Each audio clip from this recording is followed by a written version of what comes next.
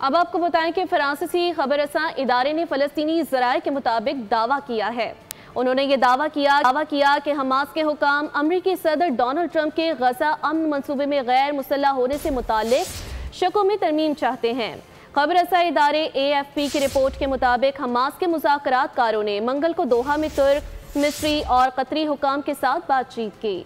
नाम जाहिर न करने की शर्त पर ज़राए ने यह भी बताया कि यह हसास मामला है और मज़ीद बताया कि तंजीम को जवाब देने के लिए ज़्यादा से ज़्यादा 2 या 3 दिन दरकार हैं।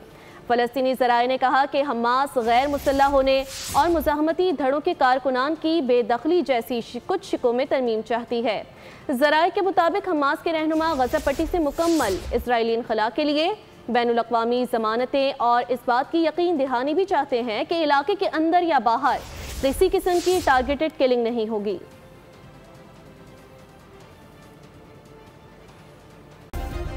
सब्सक्राइब करें और बेल दबाएं ताकि कोई खबर रह न जाए।